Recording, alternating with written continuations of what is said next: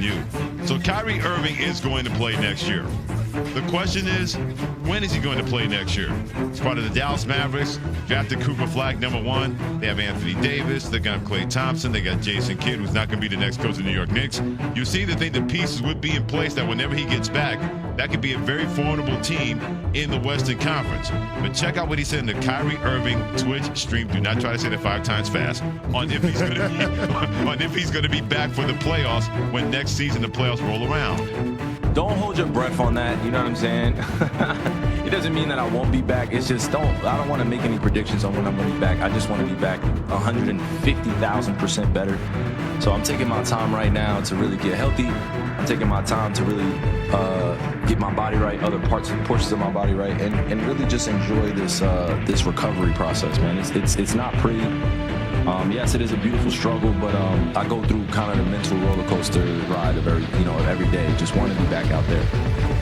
Yeah, I understand why he would be cautious when it comes to prognosticating when he's going to return, any kind of predictions, any kind of forecast, because when you're a 33-year-old athlete that's had multiple knee injuries and multiple knee rehabs, right, you understand that it takes a while. You understand that it's a process. You understand that your recovery is not linear. And so for Kyrie Irving, going out there on social media and saying that he's going to be back definitively by the trade deadline or definitively before the end of the regular season just doesn't make any sense. There's no win in it for Kyrie to make that kind of statement and be definitive in terms of a timeline. So I get all of that, but I will say this, Freddie C., as somebody that's been more bullish than most when it comes to how this Dallas Mavs team is built, I don't know. I gotta take a beat. I gotta pause for a second in terms of viewing them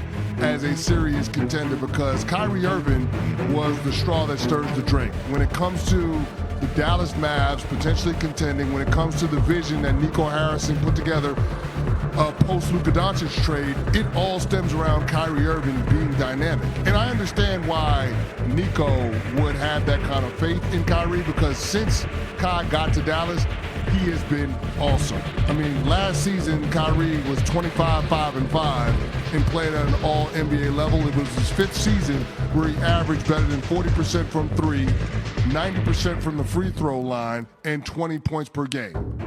That was his 5th season in his NBA career doing that, essentially being a 50-40-90 guy. Right. That is incredible. Not to mention he's the best ball handler God ever made.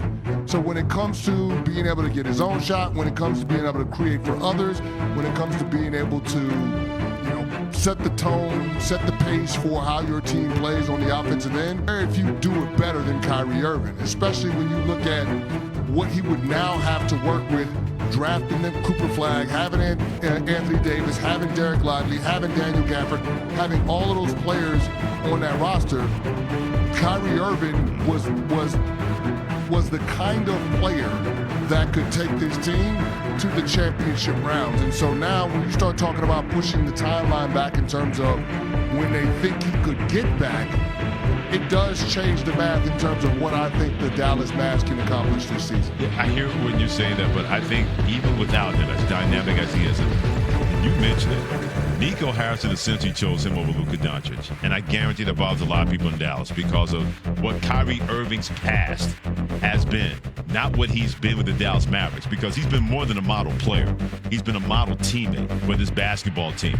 Even Luka Doncic thought that one of the guys he was going to miss the most was Kyrie Irving. And they hadn't been around each other that long before that trade happened earlier this year. It shows exactly how much he's been able to flip his whole reputation in the court of public opinion, what he's been able to do on and off the basketball court for the Dallas Mavericks. So in my opinion, he said the right thing in terms of, hey, I want to make sure that when I'm back, it's not going to be 80, it's not going to be 85. I'm going to make sure I'm a full tilt Kyrie Irving for this basketball team. But he can also afford to say that because look at the kind of talent level that's going to be there. Jason Kidd has shown he can get talent level to play well quickly. He's shown that before as the Dallas Mavericks head coach. And look what happened before last year when they had the trade and everything else. He still got into the playing game with all the injuries and the defections when Luka Doncic got traded. So I still think they're going to be formidable enough in terms of being a pain in the you-know-what in the Western Conference. And when he gets back, that's going to be a team that's going to be held to deal with because of everything you said, CC. that dynamic on the basketball court and able to raise everybody else's game that we've seen ever since he got to the Dallas Mavericks in 2023. Yeah, it's just that what happens in the interim, right? Can they keep their season alive until Kyrie gets back?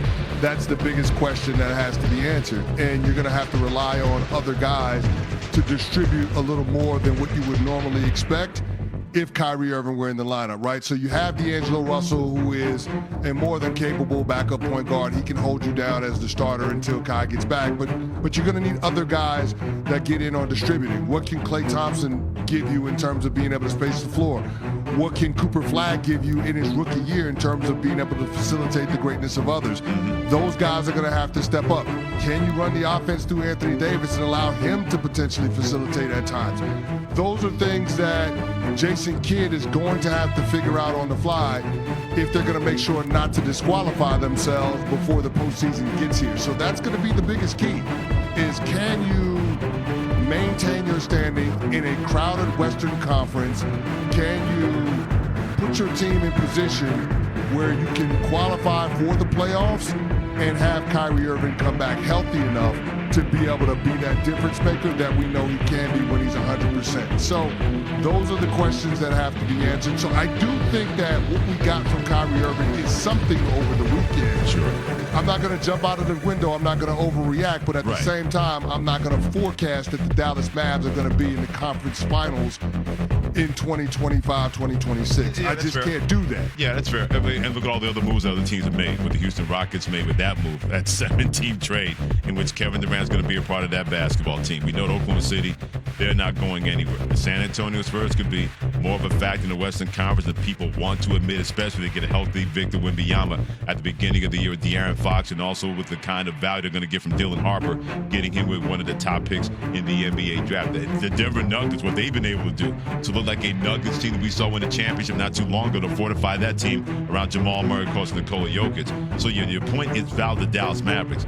I'm just saying that they got the perfect kind of coach that stemmed them through when it comes to Jason Kidd. Yeah, they're not going to be world beaters without Kyrie Irving. Nobody's dumb enough to say anything like that. If you are, then you need to be drug tested. But they are going to be really good defensively. They really are. They are going to be a really good defensive team, and that's going to be the calling card. If you remember what Nico Harrison said after he traded Luka, he said, we believe that defense wins championships. Well, they got a lot of guys that can play really, really good defense. The Max Christie, like I mentioned all of the bigs. They still have P.J. Washington on that team. Cooper Flagg is going to be really good defensively. They got Max Christie from my Lakers last year in that Luka trade. He's really good defensively. They got a lot of guys that are stoppers on the defensive end of the court. And we just saw how defense impacts your team contending for championships. OKC was one of the best rated defensive teams in all of basketball. They won the title. So if you can play really good defense, you're going to give yourself a chance. If you can get stops consistently, you're going to give yourself a chance. This Dallas Mavs team, even without Kyrie Irving, is going to be capable of doing that. It's just going to be interesting to see how Jason Kidd overcomes the issues